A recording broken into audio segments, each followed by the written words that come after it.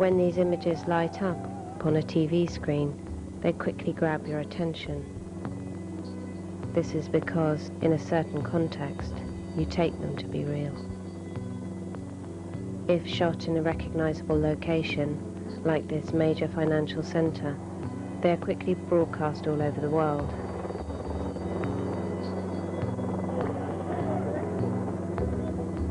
They become valuable commodities right away. TV stations want them, the authorities want them, and the participants feel that they have now become part of history. They are also an easy way to start a film.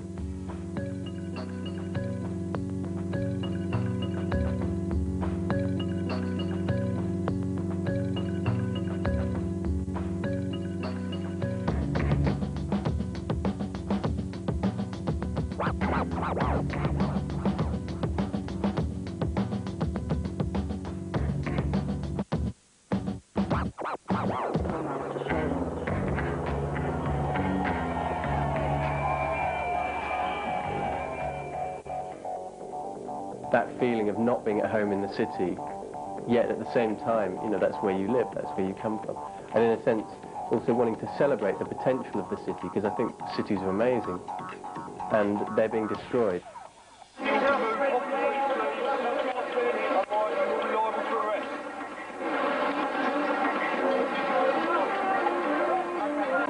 The protest is going to get bigger. The car culture's growing constantly. This is just the first stage.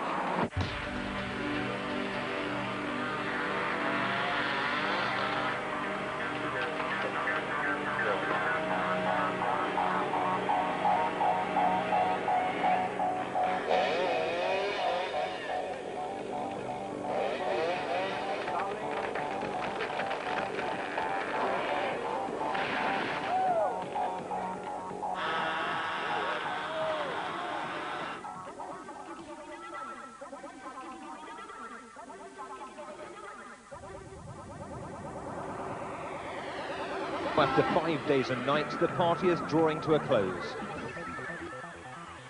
What was regarded as one of Britain's unspoiled beauty spots. Police have been criticised for keeping a low profile. There have been indications of how these people on the site, drug dealers and criminals, indications of how they would treat police officers.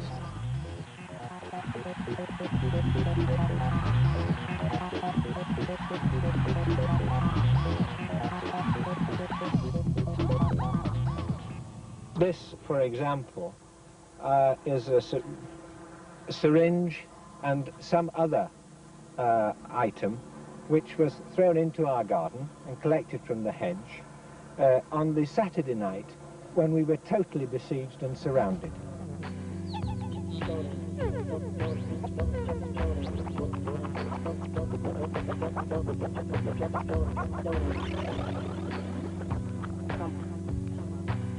Come on. Come on. Come on.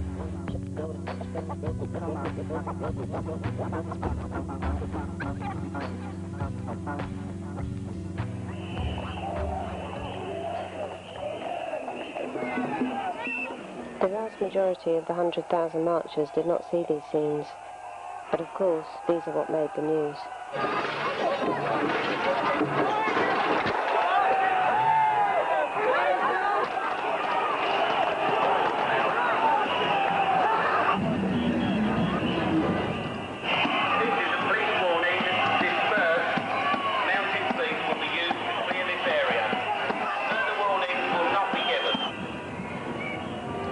This is when Reclaim the Streets was formed, during one of the biggest anti-road campaigns of the decade. Dozens of the anti-road campaigners who fought every inch of the new road through East London are tonight barricaded into a row of houses at Leytonstone. Emotions were running high, as they have been every inch of the way of this controversial road construction. I was already living in a squat along the route of the proposed motorway link road. I hadn't really thought much to it, you know, squatting's always a bit unstable. The interior space could be exterior, so suddenly all the sofas and the beds and the baths, everything came out onto the street. All the art had a function, everything was there as a form of defence. Some people from the Twyford Down road protest came along and suggested that we do something about it, basically, and got us involved in direct action.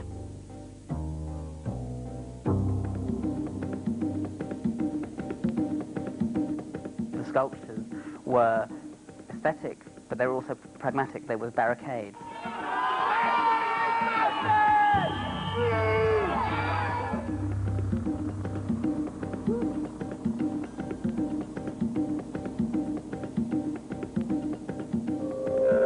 It's against pollution, it's against hurrying from one place to the next in a little bubble, in a little shell of a car that's not connected to anything else, that's isolating and alienating and polluting. And it's against the system that involves people going from A to B in a hurry every day, at the beginning of work and at the end of work, and the fact that they're going to work.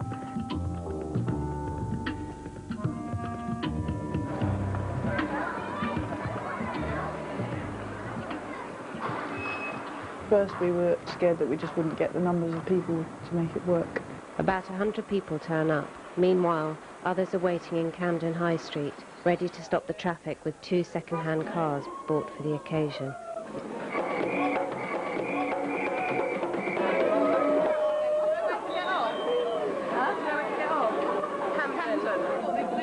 As the tube arrived in Camden, 2 cars that we brought were crashed in the high street, and then everybody piled in and trashed the cars, basically, so that they couldn't be moved away. We chose Camden because at weekend it's Camden Market, so there's loads of people there, loads of pedestrians, but at the same time there's so much traffic, so many cars, that it's almost impossible to cross the road sometimes.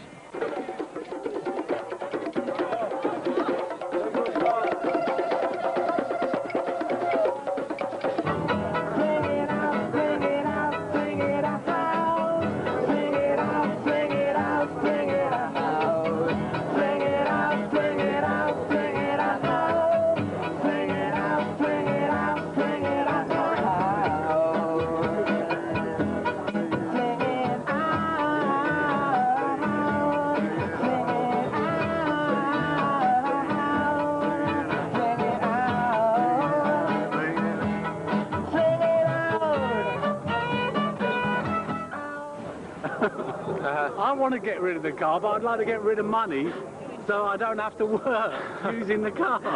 I'd like to abolish capitalism.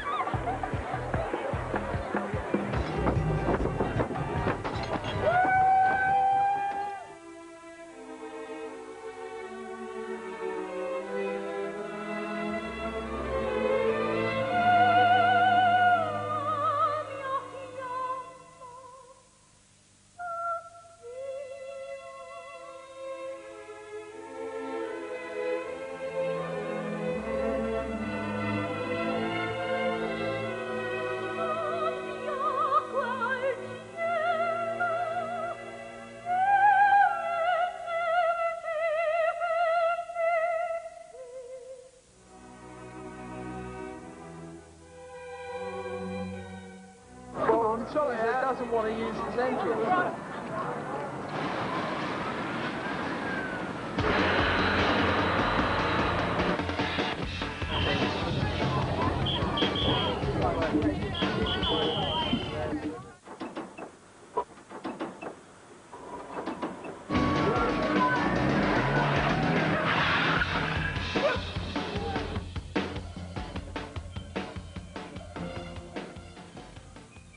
We do question the car, but we use it as a launching pad to question the whole systematic imposition of a particular way of travelling that benefits the few, benefits large multinational corporations, oil companies, those who are selling us this idea of travel.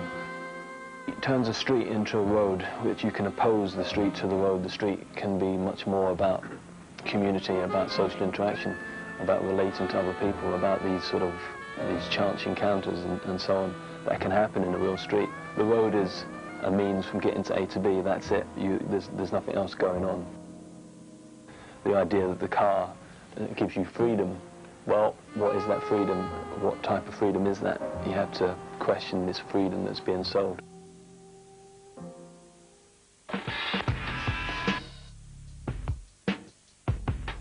For the next party, RTS prepares more sophisticated tactics to block the road. On your marks, get set, go! The tripod, imported from Australia, is a perfect example of the philosophy behind non-violent direct action. The only way to dismount it is to bring down the person on top, which would be very dangerous. That was 1 minute 37 seconds. It's not too bad. It's better in training. 1 minute it was just an ordinary street and the cars are going past and everybody's going about their ordinary business sort of thing. But there's a few of us hanging around on the corner sort of feeling a bit nervous and knowing that something is about to happen. I mean, you can't quite believe that you really intend to stop the traffic on this street because, you know, you haven't asked anybody's permission. And then, bam, like that, in a few seconds or minutes, the whole scene's transformed. You can start letting the stuff out there.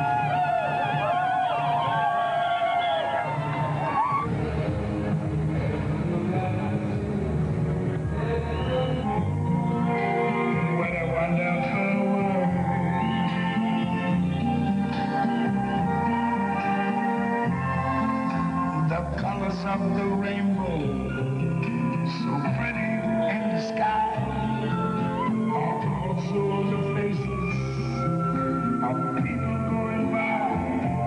I see friends shaking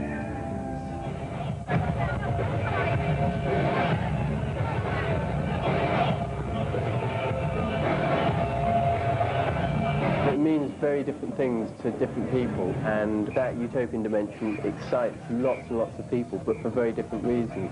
And I see that as an enormous strength. To find political forms which enable people to act collectively without presupposing a detailed agreement on, you know, policies and programs and ideologies. What do you think the police do when they take all these notes?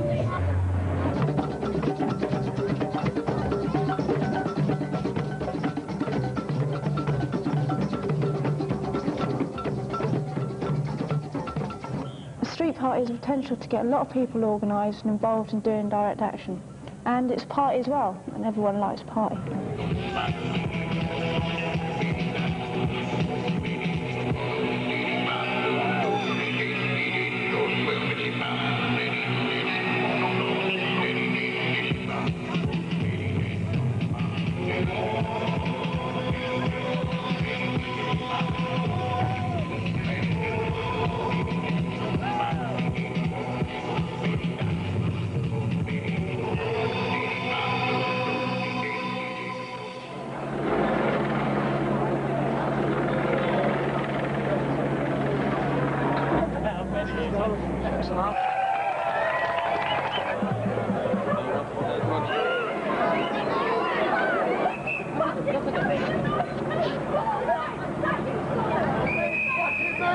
Do it again.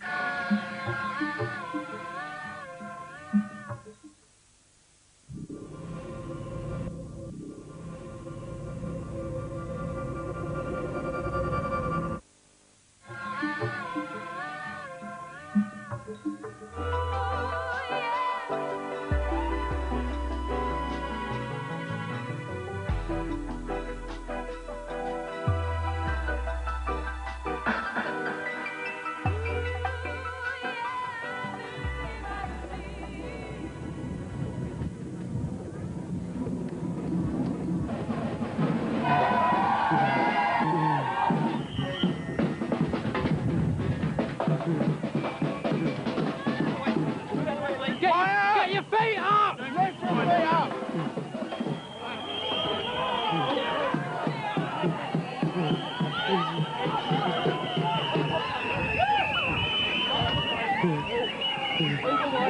Pavement, please. Let's move on to the pavement, please. Would you move on to the pavement, please, sir? Would you move on to the pavement, please, or you will be arrested? Fuck you.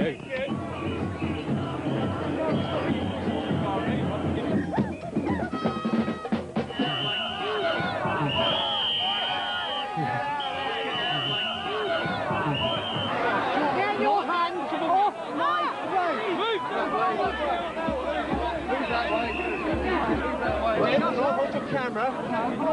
Let go of the camera and I'll hold it. There we go. Stand up. Why are you filming? They don't like you filming. They don't like you telling the truth. Other side of the recording.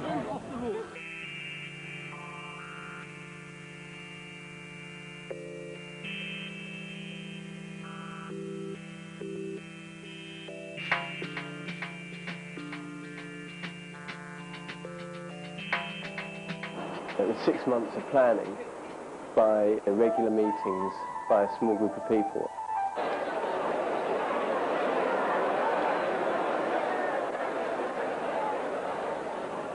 We had invited people to meet at Liverpool Street Station.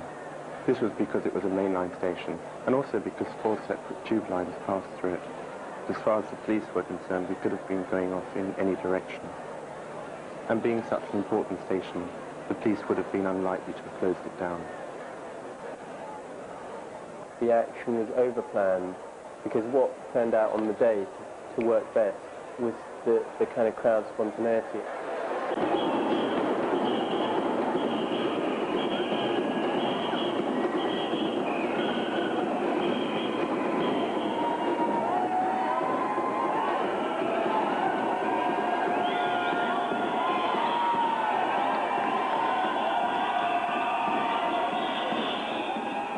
Very few people knew exactly where the destination was.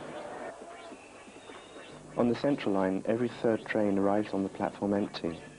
It was important to occupy this train first and to get as many people as possible to Shepherd's Bush.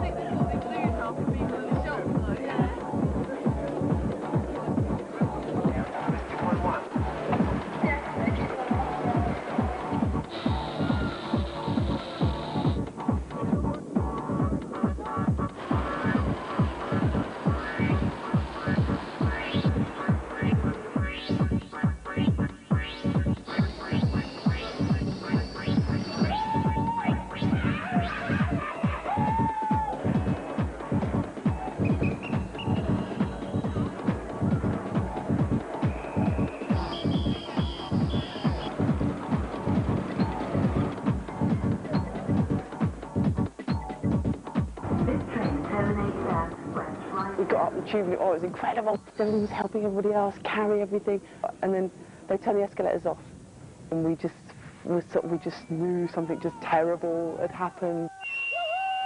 The police had already blocked the way to the M41. Everyone move onto the street!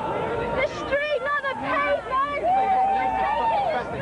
Celebrate life! Come on, you're lucky to be alive!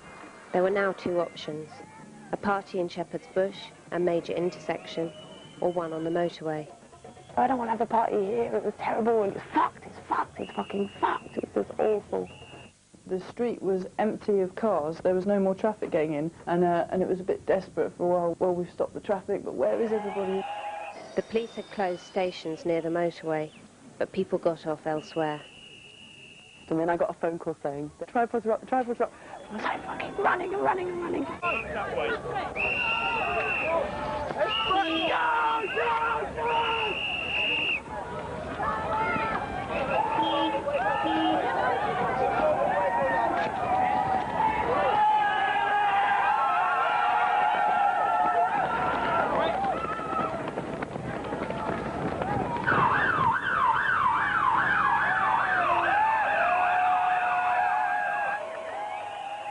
I went from 1 minute thinking that I was going to be arrested, the whole thing was a disaster, to the next minute standing on top of the sound system truck and the music starting up and just this huge crowd of people coming up the road.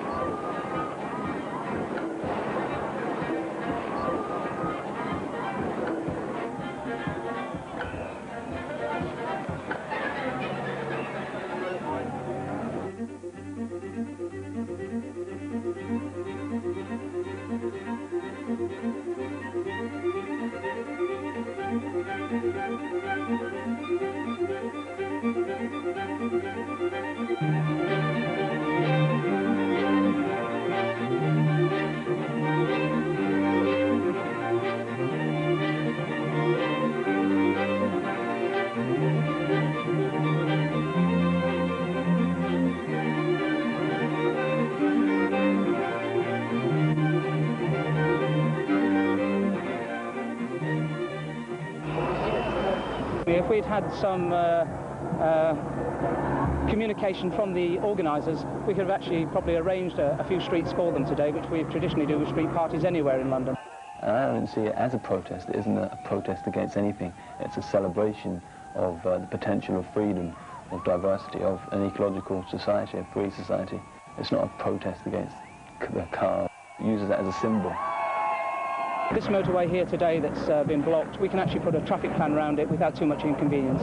So from my point of view, this is a fine location if it's got to take place.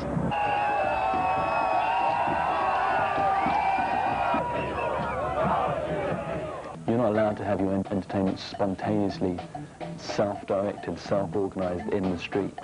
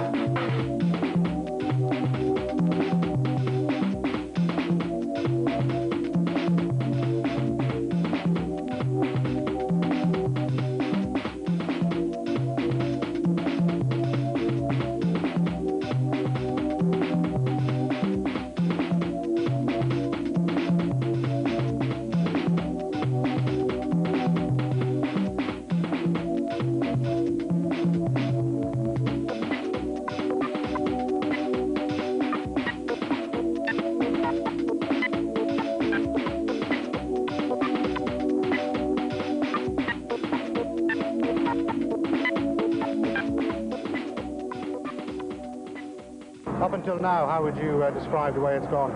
It's gone as we planned, so I'm quite happy with it. Well, I can't say if there is a political decision being taken higher up from what we are, from the material that we're given, and obviously from what we hear from protesters as well. We know that the level of surveillance is huge. There are tactical decisions made beforehand. They have ration debriefings and briefings. So it's treated as an operation. The operation will be given a name. I was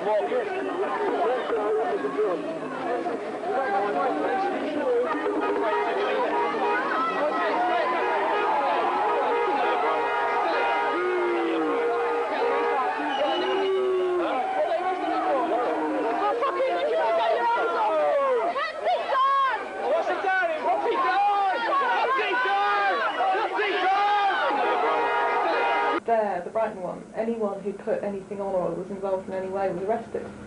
Legal observers were arrested.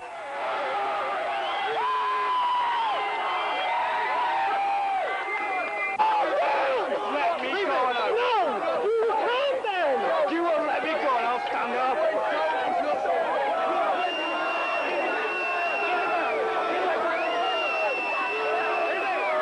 Let go of me! Yeah, we're back!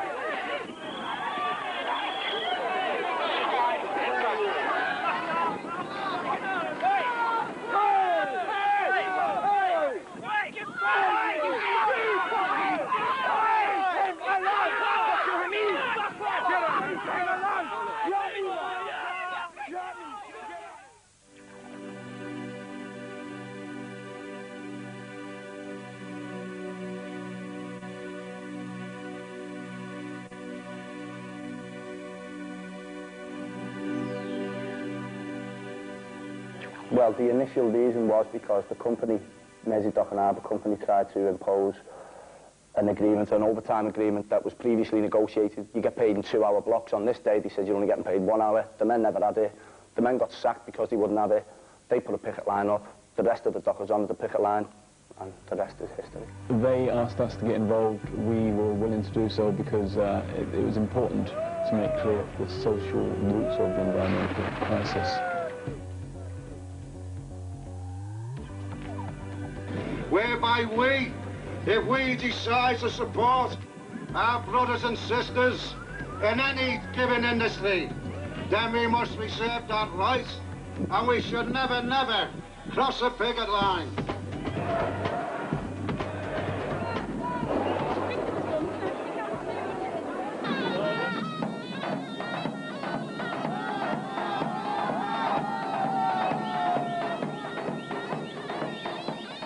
Different scale, but we were on different issues, but we all got together. Tremendous weekend, and you know, the way it worked out for us, it was like the first and the best, one of the best actions that had been taken when we occupied the roof. I actually got on the roof.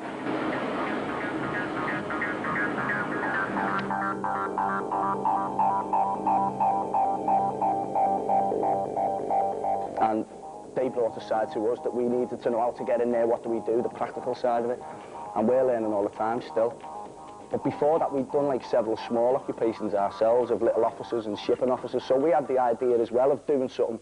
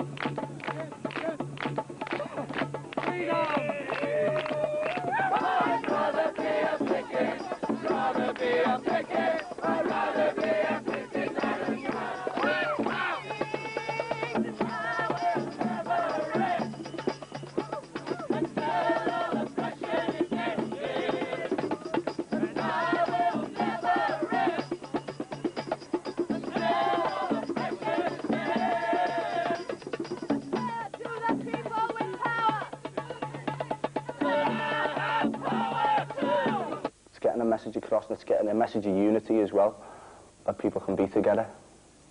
That's what it means to me. It means a lot.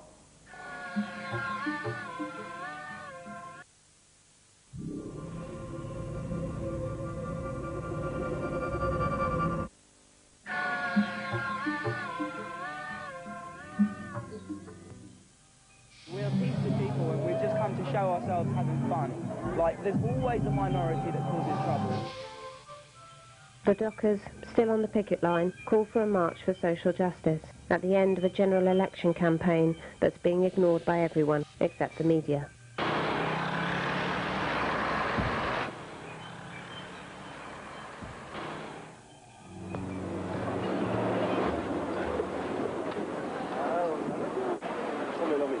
Down the streets. Oval 2. Are you going to come, mate? Yeah, too right, yeah. Why are you going to come? Huh? Why are you going to come? To reclaim the streets. Never mind, reclaim the streets. Don't walk on my banner, please.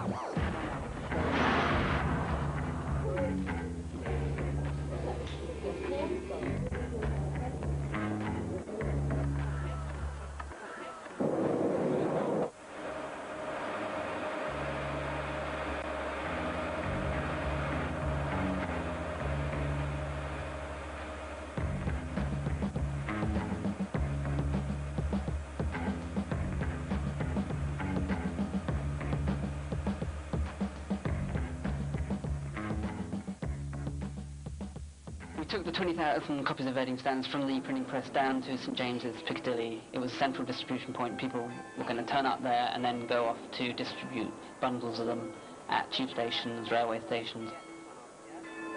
Who would you vote? I mean, so would you believe anyone that says anything in politics? We've got to fucking leg it, man.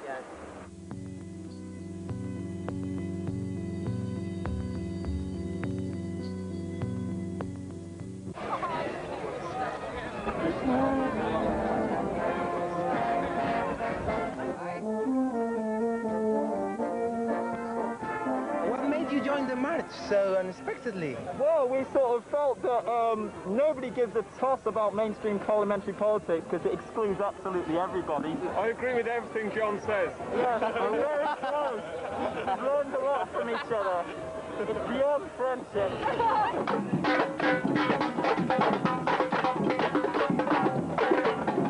Dockers and us are the same. We're both exploited by the same system, if you like, the same structures of power. You know, we're concerned with car, we're concerned with environmental issues, but they're not separate from social issues. And if we join together, we'll be much stronger.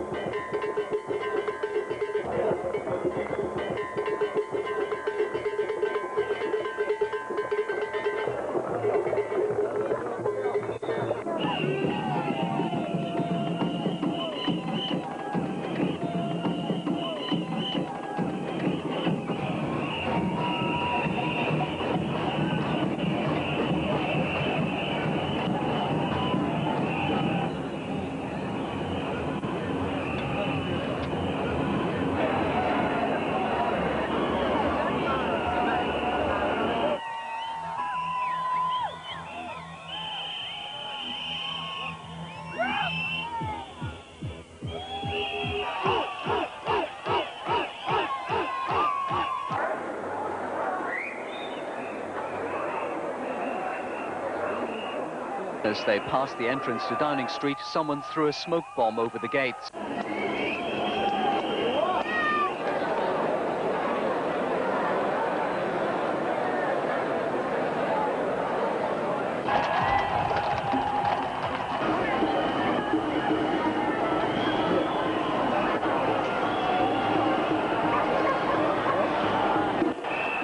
The police line was pushed back for a short time, but reinforcements were soon brought in.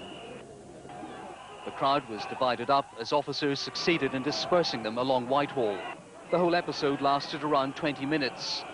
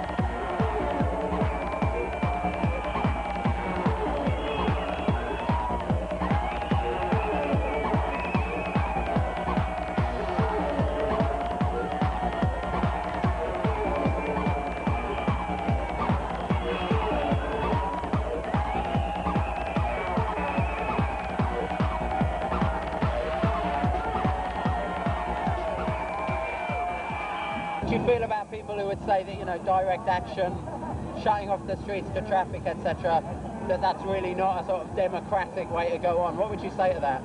Well, I don't agree with democracy anyway, because democracy is about handing over your power to other people. It's still about a minority of people controlling the lives of everyone. Direct action, it's really simple. It just means taking control of your life, taking your freedom, which comes with your responsibility and your self-awareness and your awareness of your impacts upon other human beings.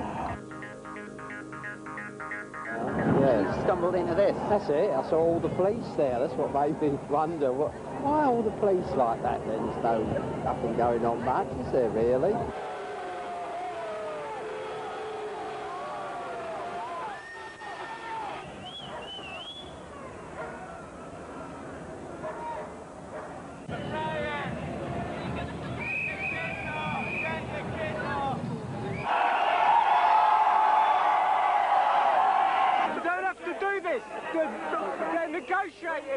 To let people through.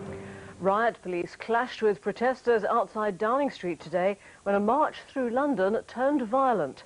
At least 4 officers were injured as they were pelted with bottles, cans and pieces of wood. Meanwhile, thousands of Reclaim the Streets demonstrators took over Trafalgar Square and, in scenes unprecedented in the capital, used it for a massive party. The police could only stand by and watch. While these people did no more than dance outside the National Gallery, others yards away were confronting police in riot gear.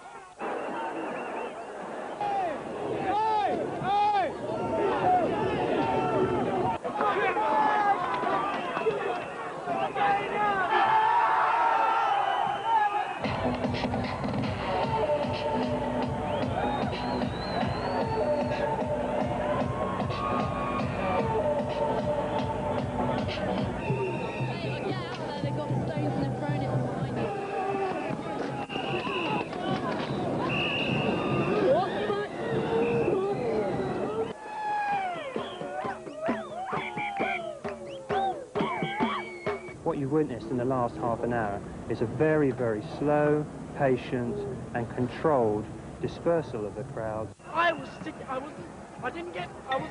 the floor. I got punched down the ground by the coppers on the floor, right? You got that? And the coppers just whacked me on the head when I was trying to get up, and I was being really peaceful. Now, has anybody got my leg?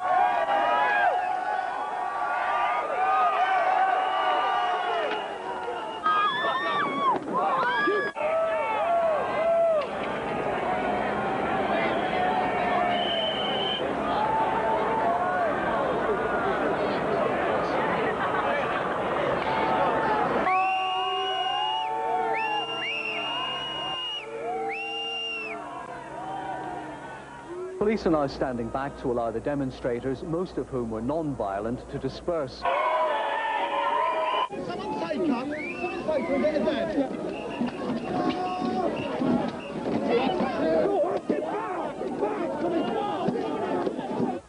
A huge contingent of officers saw the remaining demonstrators down streets leading from the square.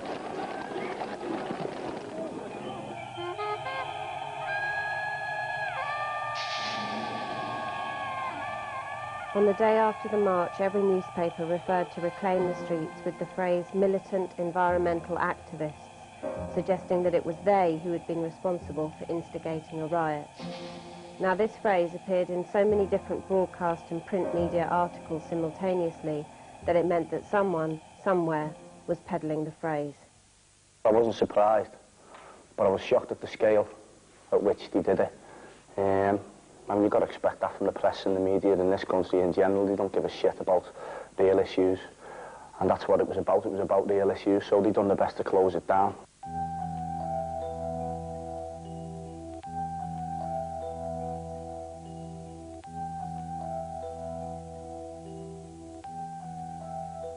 A defendant was arrested for assault on police, and he was actually, there was a short sequence on video showing that he was being assaulted by a senior police officer, and in court the senior police officer actually said that he had stepped over and intervened because he thought the crowd were going to take control. He ended up on video punching the defendant in the head. As far as they're concerned, it was subversive, destroying the fabric of their precious society. As far as we're concerned, they're only trying to make things better. There is only one way, and that's to do something about it. You can't just sit around not doing anything about it.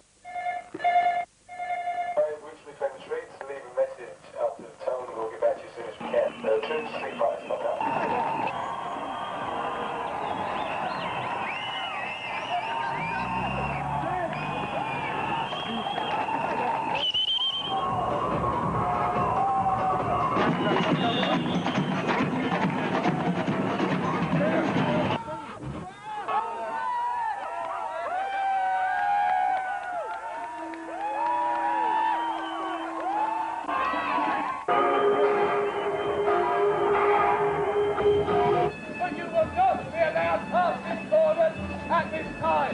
Please bear with us.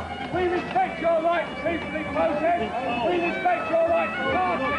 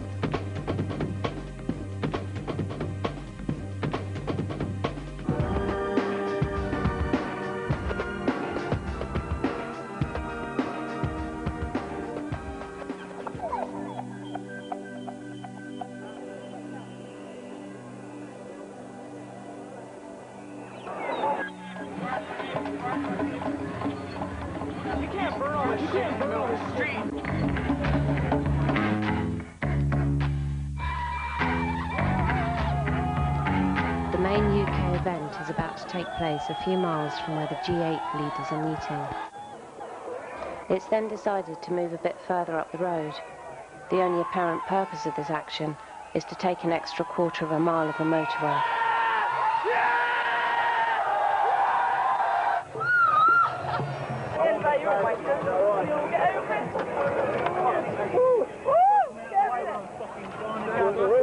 I've got your dog! After a few hours, riot police move in. They were met with bottles and vegetables. This legally justified the use of violence by the police. There were police injured by a few people in the crowd, participants injured by flying bottles, and participants injured and arrested by the police. That night, the world's political leaders went home in comfort.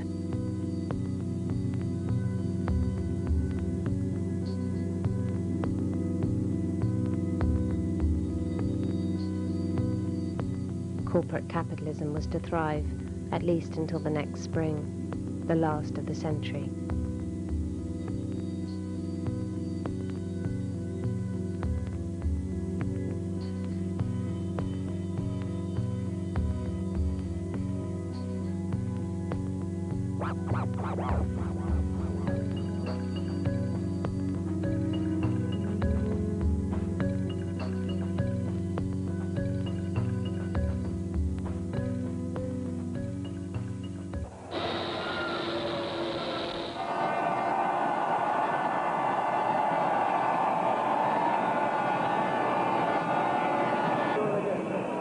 The day is started as a peaceful protest, etc.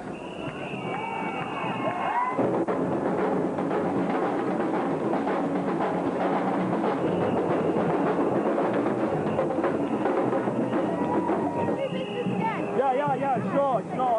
Get your secretary to speak to my secretary.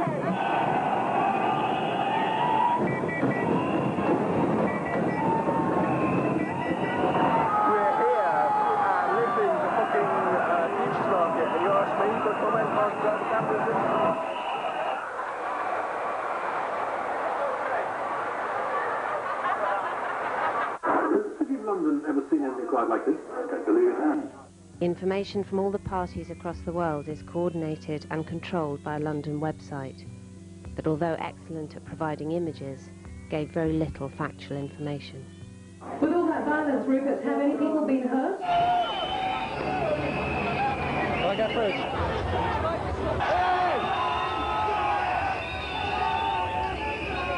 This van reversed into the crowd. A woman fell underneath the van. They just didn't stop. They just carried on, and everyone banged on the window shouting, "Stop, stop."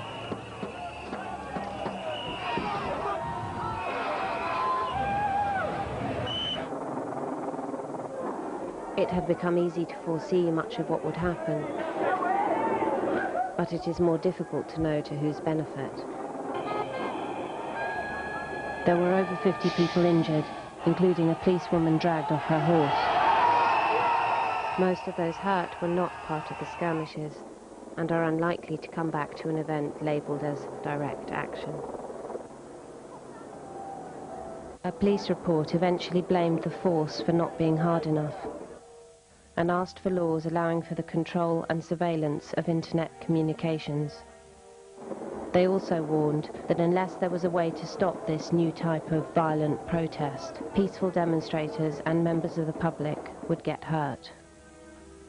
For the majority of British people, Reclaim the Streets is loosely associated with riot and thoughtless extremism, for which expensive protection is needed. Throughout history, when civil disobedience movements with radical aims have become close to being massive, affecting most parts of the population, they are tempted into spectacular violence. And if they fall into that trap, they are quickly defeated, divided, and destroyed.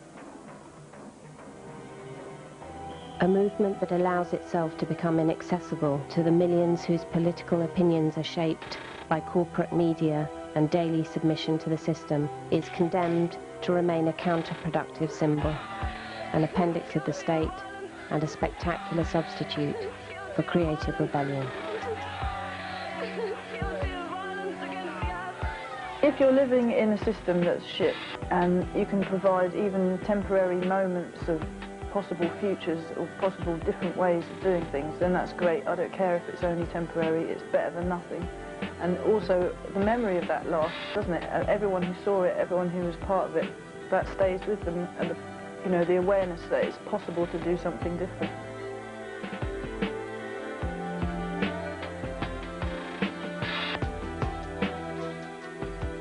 Because really, there isn't much more to RTS than the street parties, which just give people a glimpse of how things could be, and they keep that with them in the rest of their lives, that things could be different and it's worth struggling for something different because they've seen it, for however short a time. All that is left is a single question: at which tree do we stop?